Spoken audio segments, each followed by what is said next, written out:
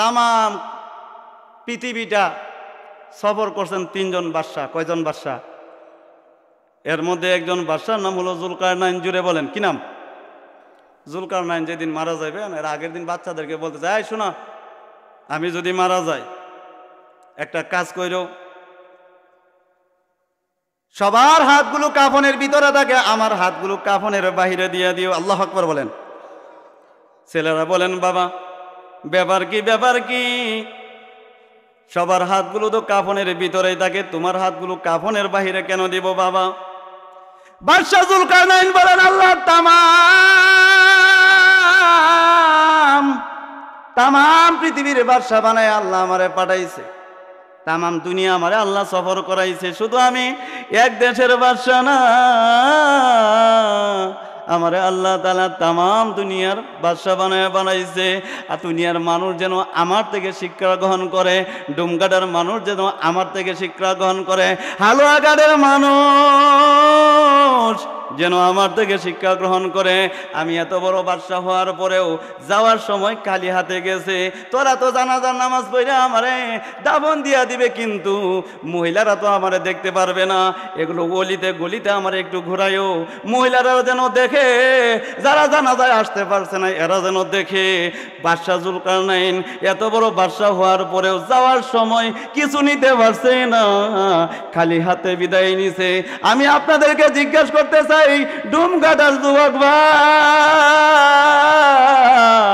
মুরব্বী বাবারা, আমার কলিজার বন্ধুরা রে, আমার বাদশা জুলকারনাইন যাওয়ার সময় কিছু নিতে পারছে না। আপনি আমি তো যাওয়ার সময় 1000 টাকার নোট কবরে দিব। কথা কয় না কে? দিব না একটা মোবাইল দিব, না কোনো টাকা পয়সা দিব? বাজারের তলায়, বাজারের নিচে, আপনার পুকুর পারে, নদীর পারে, ঘরের কিনারায় আপনি আমারে দাফন দিত না, দিত না।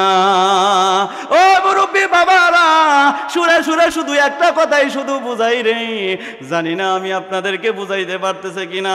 আমি তালে তালে একটা জিনিস বুঝাইতে চাই, এই দুনিয়াতে আল্লাহ ছাড়া আপনি আমার কেউ আপন নাই, এই দুনিয়াতে নবী ছাড়া আপনি আমার কেউ আপন নাই।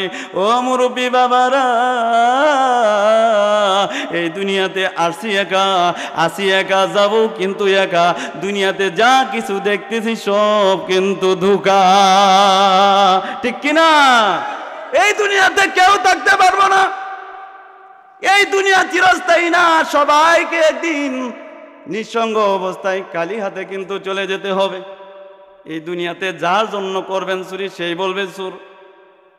আপনার যদি 3টা ভাই যদি থাকে, খুব খেয়াল করে বোঝেন, আপনার 3 ভাই মনে করেন, 3 ভাইয়ের মধ্যে 1 ভাই বাপ মারে টাকা পয়সা দেয়, অথবা 2 ভাই বাপ মারে টাকা পয়সা দেয়, একটা দেয় না।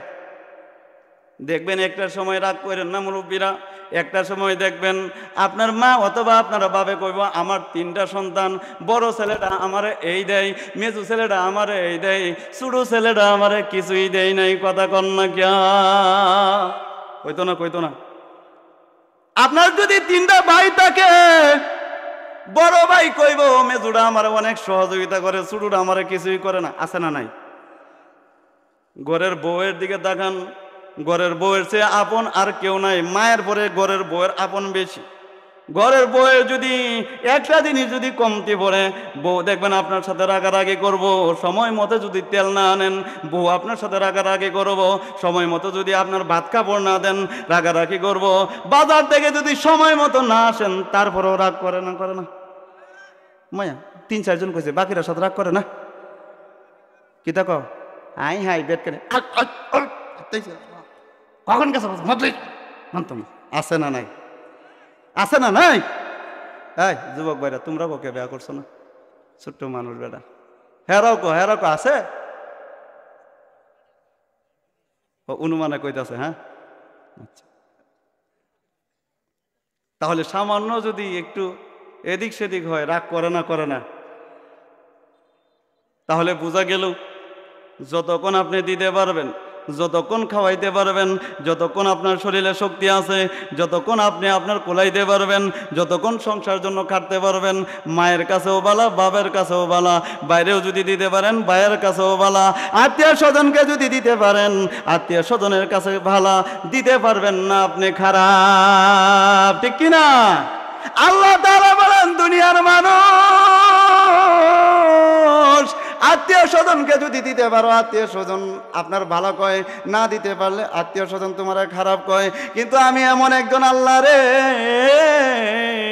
আমি এমন একজন আল্লাহ, আমি এমন একজন সত্তা, তোর কাছে ভাত চাই না, কাপড় চাই না, কিছুই চাই না, তোর কাছে আমি আল্লাহ কিছুই চাই না। যদি 5টা বার যদি আমারে একটু একটু স্মরণ করো, আমি আল্লাহ এতেই খুশি হয়ে যায়। একবার যদি আমার স্মরণ করস বান্দা, 5 বার তো স্মরণ করতে পারস না, মোবাইল নিয়ে বইটা থাকস। কথা কোন ঠিক না বেঠিক?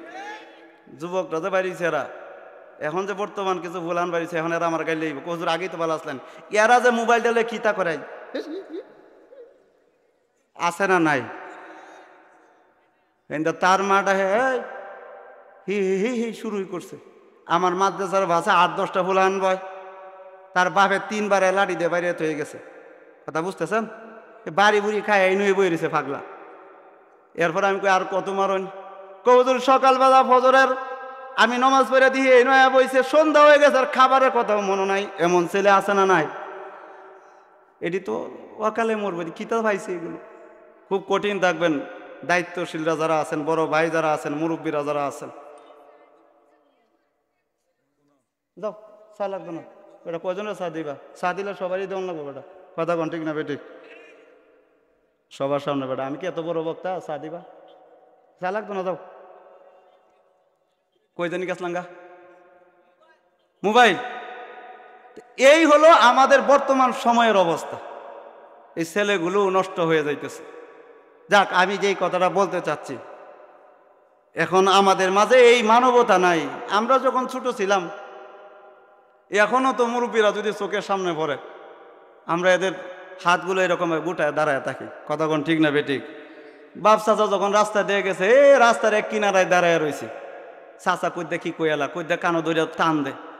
কিন্তু এখনকার ছেলেরা ভাইলে আল্লাহ রে আল্লাহ। এই হলো আমাদের বর্তমান সময়ের অবস্থা। যুবক ভাইরা রাগ করতেছ না তো আবার? না, যদ্দুর ভারো এগুলো তোকে বাচ্চা থাকো, তোমার জীবনে কাল সর্বনাশ করে নিয়ে আইব। এ তলোয়ারের চেয়েও এই কঠিন জিনিস আপনি আমার হাতে, আমাদের সন্তানদের হাতে এটা দিয়া দিছে। আমারও একটা ছোট মেয়ে আছে, এটারও মানাইতে পারি না মুরব্বীরা। এই জন্য এটা খুব খেয়াল রাখা, খুব সাবধান থাকা। এটা আলেম জালেম, শিক্ষিত অশিক্ষিত প্রত্যেকটা মানুষের ভিতরে আপনার এটা ঢুকা, এটা আমাদের মস্তিষ্ক পুরোপুরি নষ্ট করে দিচ্ছে। কথা কোন ঠিক না বেটি? বোনের হাতে একটা মোবাইল, মায়ের কাছে এক মোবাইল, ছেলের কাছে এক মোবাইল, বাবার কাছে আর এক মোবাইল, বড় ভাইয়ের কাছে 2 মোবাইল। আছে না নাই? এইখানে যারা আসছেন আপনাদের কাছে মোবাইল আছে না নাই?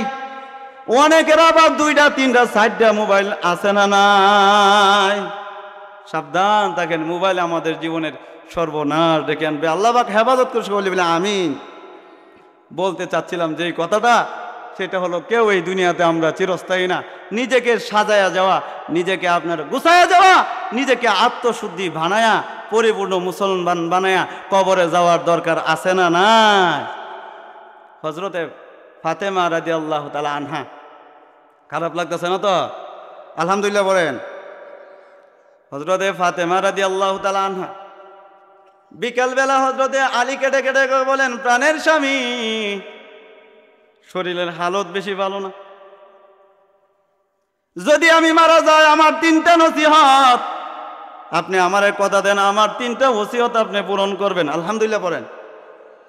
আমাদের মা চাচিরা এমন কথা কয়নি, মুরব্বীরা, আমি যদি মারা যাই আমার 3টা নসিহত আছে, আমার এই ওসিয়তগুলো আপনি পূরণ করবেন।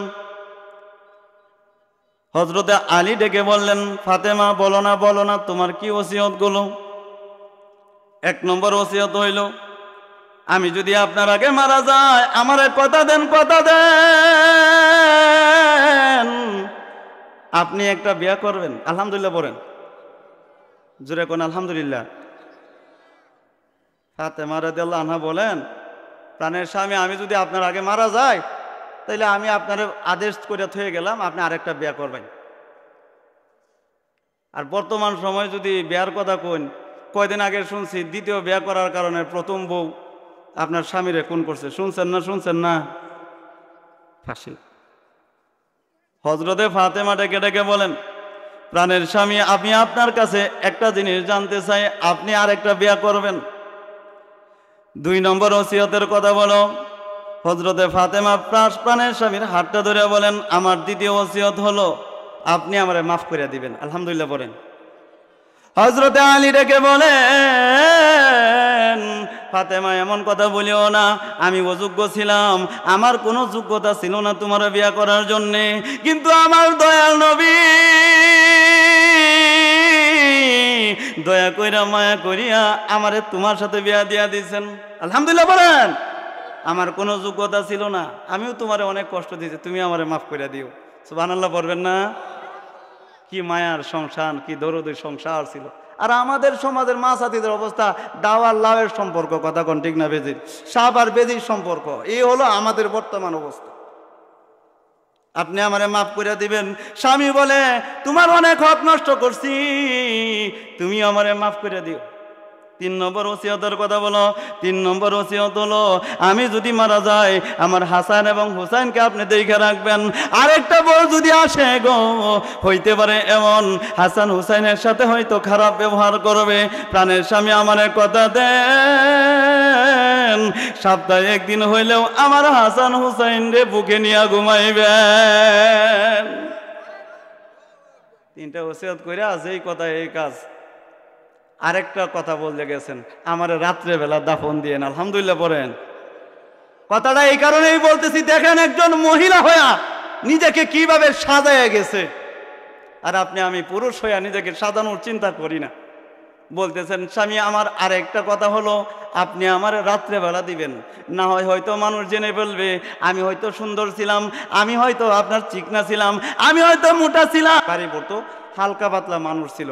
আমরাও তো দেখছি আজ থেকে 20 বছর যখন আমরা ছোট ছোট ছিলাম তখন দেখছি পুরা আপনার গ্রামের মধ্যে 1টা 2টা বাড়ি ছিল। কথা বলেন ঠিক না বেঠিক? এগুলো আমাদের দেখা। তাহলে মনে করেন আজকে কত শত শত বছর আগের কথা, 1400-1500 বছর আগের কথা বলতেছে। রাত্রেবেলা যখন মারা গেছে হযরতে ফাতেমা রাদিয়াল্লাহু তাআলা আনহা, এখন লাশ ধরার জন্য তাও কমসে কম খাটিয়া আনা হয়েছে, আপনার খাটিয়ায় রাখা হয়েছে কমসে কম 4 জন মানুষ দরকার। ঠিক না? ঠিক না? মানুষ তো হলো 3 জন, হযরতে আলী, হযরতে হাসান এবং হযরতে হুসাইন। আরেকজন কই? কিছুক্ষণ পরে হযরতে আবু যর এসে উপস্থিত। আলহামদুলিল্লাহ পড়েন। হযরতে আলী রাদিয়াল্লাহু তাআলা আনহু বলেন, এই তুমি কইতে আইলা? আবু যর তুমি কেমনে জানলা ফাতেমা মারা গেছে? হযরতে আবু যর ডেকে ডেকে বলেন, হে আলী, হে আল্লাহর নবীর সাহাবে আলী, গতকালকে আমার মায়ের নবী আমারে স্বপ্ন যুগে দেখাইছে হযরতে ফাতেমার লাশ খাটিয়া ধরার জন্য। 4 জন আপনার খাটিয়া নিয়া আপনার গুরুস্থানে নিয়ে গেছে। গুরুস্থানে নেওয়ার পরে ফাতেমার লাশ যখন আপনার মাটিতে যখন আপনার রাখা হলো, মনটাকে এবার নরম করে দিবেন। দেখেন 2 ফোঁটা চোখের পানি আপনার পড়ে কিনা। হযরতে আবু যর মাটি কেটে কেটে বলতেছেন, মাটি রে, তোর ভিতরে এমন একজন মানুষকে রাখা হয়েছে যিনি হাসান এবং হুসাইনের মা। মাটি কোনো কথা বলে না। দ্বিতীয়বার আবার বলতেছেন, মাটি রে, তোর ভিতরে এমন একজন মানুষকে রাখা হয়েছে যিনি হযরতে আলী রাদিয়াল্লাহু আনহার স্ত্রী। মাটি রে, খারাপ ব্যবহার করিস না। মাটিকে আবু যর আবার ডেকে ডেকে বললেন, তোমার ভিতরে এমন একজন মানুষকে রাখা হয়েছে যে জান্নাতের সর্দারিনী হযরতে ফাতেমা। মাটি, ফাতেমার সাথে খারাপ ব্যবহার করিস না। আবার ডেকে ডেকে বললেন, মাটি রে, তোর ভিতরে এমন একজন মানুষকে রাখা হয়েছে।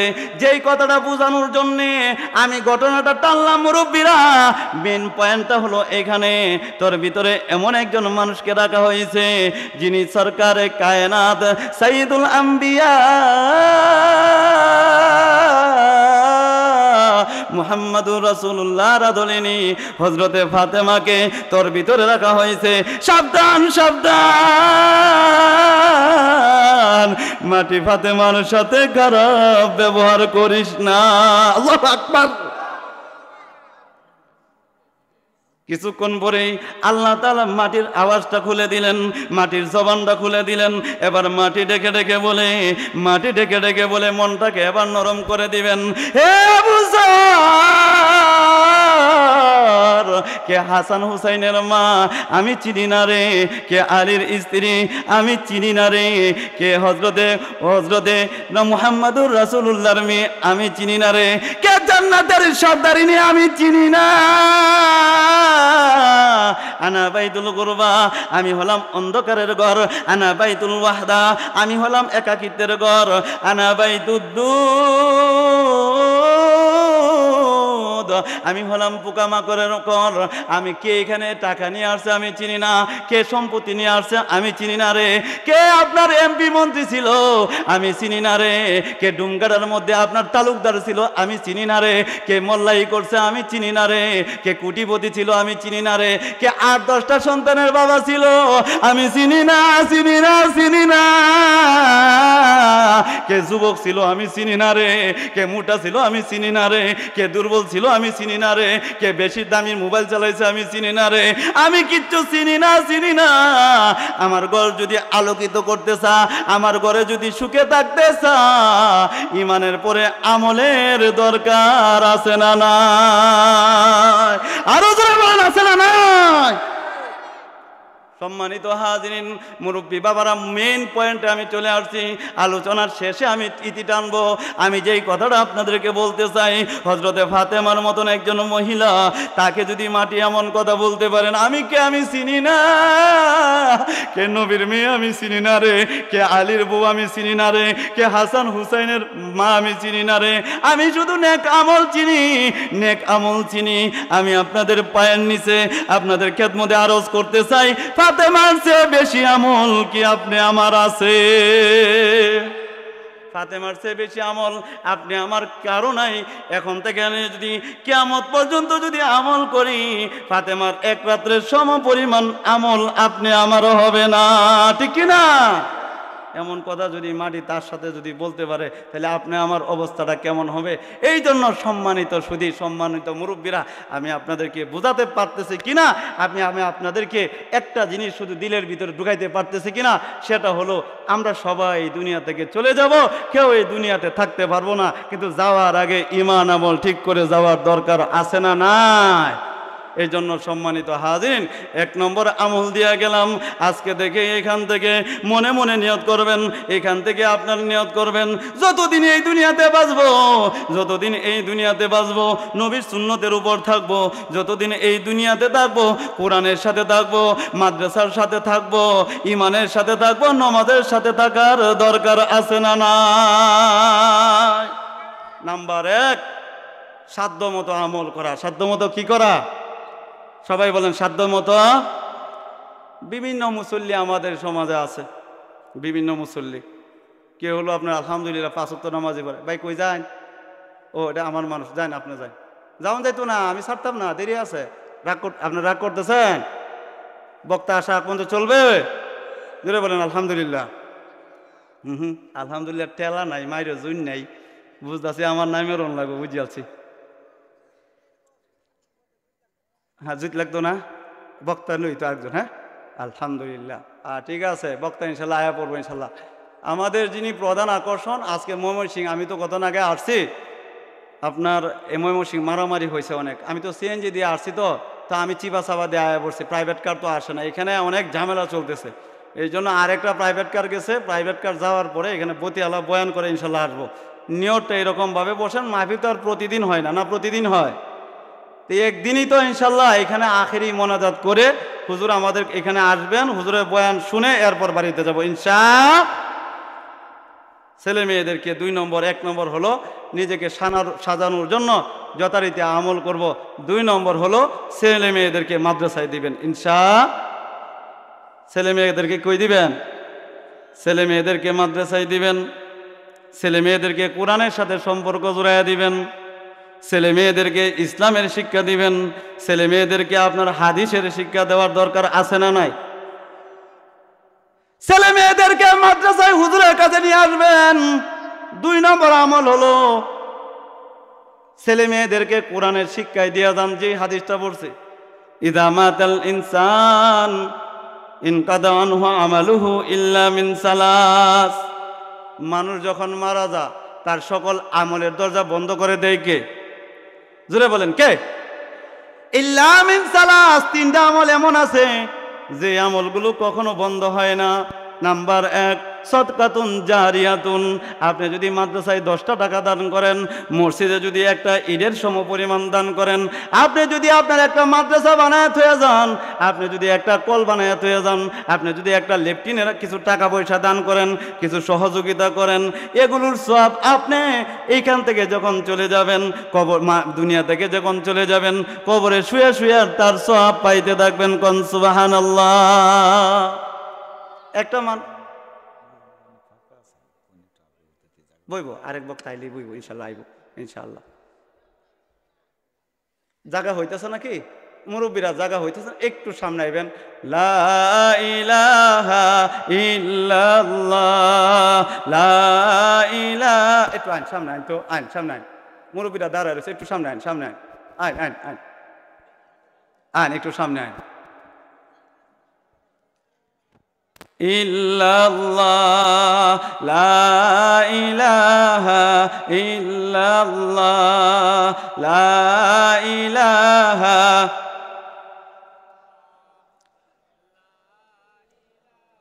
যেই কথাটা বলতেছিলাম, ছেলে মেয়েদেরকে মাদ্রাসায় দিবেন, ছোটবেলা থেকে ইসলামের শিক্ষায় শিক্ষিত করবেন। আপনি আমার যখন ছেলে মেয়ে যখন দুনিয়াতে আমাদের পেটের মধ্যে যখন আসবে, মাকে বলবেন, আমার মাকে বলবেন, শুনো আমাদের ভবিষ্যৎ কিন্তু আমাদের পেটের মধ্যে আসছে, সাবধান শুনো, তুমি আমারে গালি দিও না, আমি তোমারে গালি দিতাম না। আলহামদুলিল্লাহ বলেন। এই যুবক ভাইয়েরা, যারা বিয়া করছো না, বিয়া করবা অথবা করছো, সন্তানাদি যখন আমার বোনের পেটে যখন আসবে, আমার মায়ের পেটে যখন আসবে, মারে কখনো গালি দিবেন না। মাও আপনি বাবারে কখনো গালি দিবেন না, আমার বাইরে কখনো গালি দিবেন না।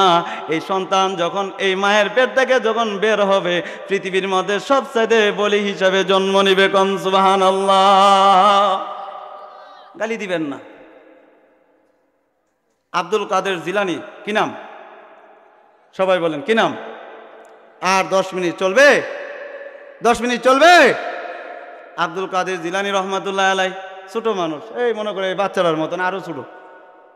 তার মা মনে করেন দক্ষিণ ডুমগাড়া হাফেজিয়া মাদ্রাসায় নিয়ে আইসা বলতেছেন, হুজুর আমার ছেলে আব্দুল কাদির আপনার কাছে দিয়ে গেলাম, হাফেজ সাহেব বানায় দেন। আলহামদুলিল্লাহ বলেন। আজকে তো নিজে কেউ সাজাইতে পারলাম না, একটা সন্তানকেও আলেম বানাইতে পারলাম না, নিজের বাইডারেও আলেম বানাইতে পারছি না। এমন কপাল পুরো আমাদের সমাজে আছে না নাই? হুজুর বারবার যা, হুজুর আপনার ছেলেটারা দেন, চাচা আপনার মেয়েটারা দেন আমাদের মাদ্রাসায়, কিন্তু এরপরেও দেখা যা কোনো কর্ণপাত করে না। নিজের সাজানোর চিন্তা নাই, ছেলে মেয়েদেরকেও আপনার সাজানোর চিন্তা নাই। আব্দুল কাদের জিলানীরে নিয়ে গেছে তার মা হাফেজ সাহেব হুজুরের কাছে গিয়ে বলছে, হুজুর আমার ছেলে আব্দুল কাদের আপনার কাছে দিয়ে গেলাম, হাফেজ সাহেব বানিয়ে দেন। আলহামদুলিল্লাহ পড়েন। এবার হাফেজ সাহেব হুজুর বলতেছে, বাবা কি তুমি কিছু জানো নি? না হুজুর আমি কিছু জানি না। আসলে কিছু জানো না? না হুজুর আমি কিছু জানি না। এখন হাফেজ সাহেব হুজুর আব্দুল কাদের জিলানীর সামনে পড়তেছে, বলতেছে আমি সূরা ফাতিহাটা তোমারে কয়েকবার বইটা শোনাই, তুমি আমার পরবর্তীতে শোনাইও। আচ্ছা হুজুর। আলহামদুলিল্লাহ পড়েন। হাফেজ সাহেব হুজুর বলতেছেন, আব্দুল কাদের তোমার সামনে আমি সূরা ফাতিহাটা পড়তেছি, তুমি আমার সাথে সাথে মনে মনে পড়বা, পরে আমারে তুমি শোনাইবা। আচ্ছা হুজুর। এখন আব্দুল কাদের জিলানীর সামনে তার উস্তাদ পড়তেছে, আপনারাও আমার সাথে সাথে পড়েন। বিসমিল্লাহির রহমানির রহিম, আলহামদুলিল্লাহি রাব্বিল আলামিন, আর রহমানির রহিম মালিকি ইয়াউমিদ্দিন ইয়্যাকা না'বুদু ওয়া ইয়্যাকা নাস্তাঈন ইহদিনাস সিরাতাল মুস্তাকিম সিরাতাল লাযীনা আন'আমতা আলাইহিম গায়রিল মাগদুবি আলাইহিম গায়রিল মাগদুবি আলাইহিম ওয়ালাদ-দাল্লিন।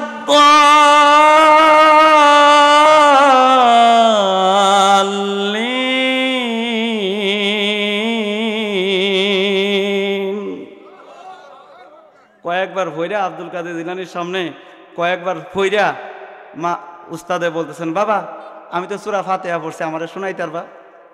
কোন পর্যন্ত পড়ছে? সূরা ফাতিহা। এখন আব্দুল কাদের জিলানী উস্তাদের হুকুম পাইয়া বলতেছেন, জি হুজুর শোনাইতে পারমু। শোনাও তো দেখি।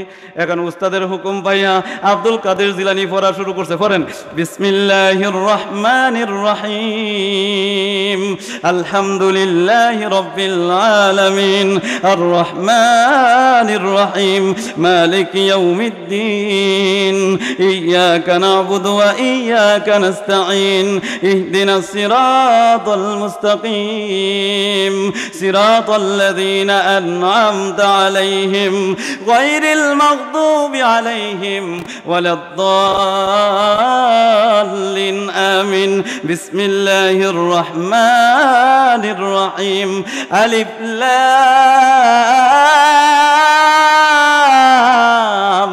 মিম যালিকাল কিতাবু লা রাইবা ফীহি হুদাল লিল মুত্তাকিন আল্লাযীনা ইউমিনুনা বিল গায়বি ওয়া ইউকিমুনাস সালাতা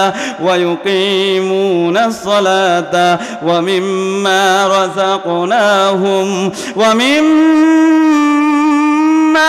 রাযাকনাহুম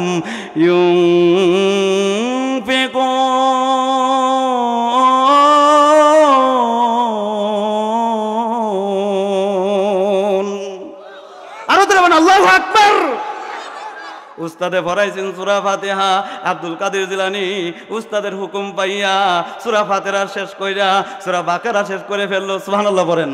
সূরা বাকারা শেষ কইরা সূরা আলে ইমরান এরকম ভাবে 1 পারা 2 পারা 3 পারা 14 পারা 15 পারা 13 পারা 14 পারা 15 পারা 16 পারা 17 পারা 18 পারা যাইয়া আব্দুল কাদের টেকছে। এই মানুষগুলো কিতা হইছে? আল্লাহু আকবার, জোরে বলেন আল্লাহু আকবার। এটা কি আপনার এটা কি সাংঘাতিক বিষয় না? আপনাকে এটার সাধারণ জিনিস মনে করছেন? উস্তাদে পড়াইছে সূরা ফাতিহা। আব্দুল কাদের জিলানী 18 পারাত গিয়া দেখছে, ব্যাপার কি? তার মারে জিগাইলাম, এই ছেলে কোথাও পড়ছে নি? বলছেন না। ছেলেরাও জিগাইছি, তুমি কোথাও পড়ছো নি? ছেলে বলছে, আমি কোথাও তো পড়ি নাই। এখন তো দেখা যায় ছেলেটা ডুমগাড়া মাদ্রাসাত মনে আগে 18 পারা পড়িয়েছে। কথা বলেন ঠিক না বেঠিক? এটা আশ্চর্য বিষয় না একটা? মার কাছে যাইয়া বলতেছেন, মা আপনার সম্পর্কে আমার তো একটা ভালো ধারণা, আপনাকে তো খুব ভালো জানি, কিন্তু কেন মিথ্যা কথাটা আমার সাথে আপনি বললেন? আর মা কো, আস্তাগফিরুল্লাহ, আমার জীবনে আমি কারোর সাথে মিথ্যা কথা বলছি না। আল্লাহু আকবার বলেন। কিতা মিথ্যা কথা কইছি? মা কো, কিতা মিথ্যা কথা কইছি? আপনি আপনার ছেলেরে ডুমগাড়া মাদ্রাসায় দিয়ে আসছেন, আমি পড়াইছি সূরা ফাতিহা। আপনার ছেলে তো একটা কাহিনী ঘটাইছে। কি কাহিনী? আমি পড়াইছি সূরা ফাতিহা, আপনার ছেলে তো সূরা ফাতিহা পড়া আমারে 18 পারা শুনাইয়া দিছে। কেন মিথ্যা কথাটা আমার সাথে বললেন? মা কো, এই বুঝি কাহিনী। আল্লাহু আকবার বলেন। এটা মাও সাধারণ মনে করছে। হুজুর কাহিনী তো আরেক জায়গায় ঘটছে হুজুর। আমার আব্দুল কাদের যেই দিন আমার পেটের মধ্যে ছিল গো হুজুর, আমি মহিলারা একটু কোরআন শরীফ বেশি পড়ি আর কি। আব্দুল কাদিরের নিয়া আমি প্রতি 3 দিনে কোরআনের একটা খতম দিতাম। কেমনে বুঝাই মুরব্বী বাবারা? আব্দুল কাদিরের বেডে নিয়ে আব্দুল কাদিরের মা প্রতি 3 দিনে কোরআনের খতম দেয়। কিন্তু আমি যখন আমার পেটে আসি, আমার মা খালি মোবাইল ঘোরা। আমার ভাই যখন আমার মায়ের পেটে আসে, এটা নিয়ে আপনার মার্কেটে ঘুরে। আমার ছেলেটা যখন আপনার মায়ের পেটে আসে, এই ছেলে নিয়ে মার্কেটে যায়, বিভিন্ন গুনার কাজে যায়।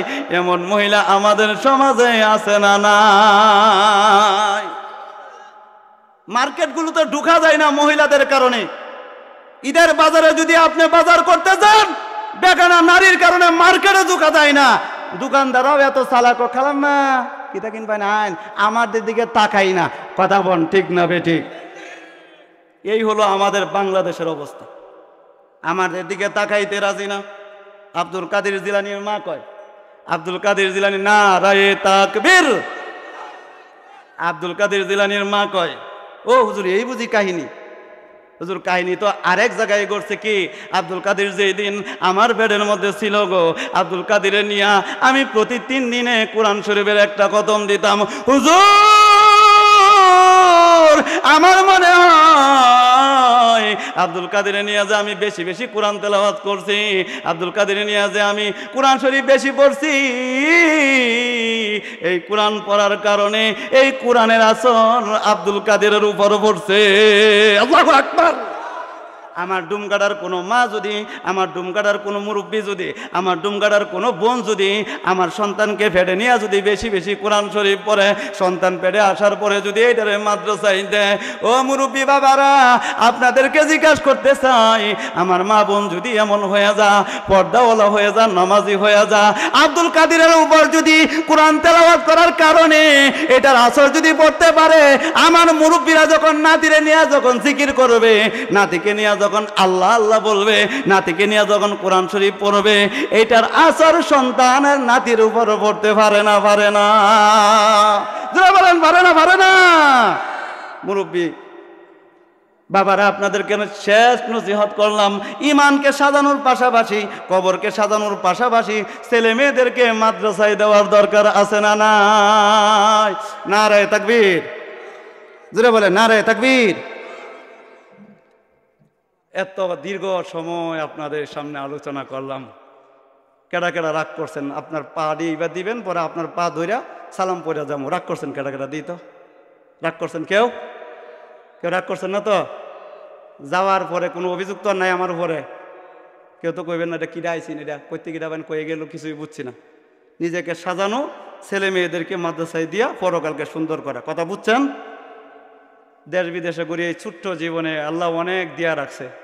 এই মানুষের ভালোবাসা দিন দিন ব্যাপক করছে। বিশেষ করে এই মাদ্রাসা যিনি মুহতামিম সাহেব, আমার অনেক মহাব্বত করে, আমারও অনেক ভালোবাসে। তো গতবারও আসছিলাম, এইবার আসছি। আর দাওয়াত দিয়েন না আমার আর দাওয়াত দিয়েন না, আমার কেউ পছন্দ করে না, বুঝছেন তো? পছন্দ করুন? আচ্ছা, পছন্দ করো বলি। যাক, দেশ বিদেশে ঘোরাফেরা করে এই ছোট্ট জীবনে সবাই আমার জন্য দোয়া করবেন। আল্লাহ যেন বিপদ আপদ থেকে, গাড়ি অ্যাক্সিডেন্ট থেকে যেন আল্লাহ আমাকে হেফাজত করে। সকল বলি আমিন। আমার বাবা নাই, আপনারা আমার বাবার জন্য দোয়া করবেন, আমি আপনাদের জন্য দোয়া করি। আস্তাগফিরুল্লাহ রাব্বি মিন কুল্লি যামবি ওয়া আতুবু ইলাইহি। কথায় যদি কোনো ভুল ভ্রান্তি হয় মেহেরবানি করে মাফ করে দিবেন। মাদ্রাসার দিকে সকলেই খেয়াল দিবেন। ওয়া মা আলাইনা ইল্লাল বালাগ। আসসালামু আলাইকুম ওয়া রাহমাতুল্লাহ।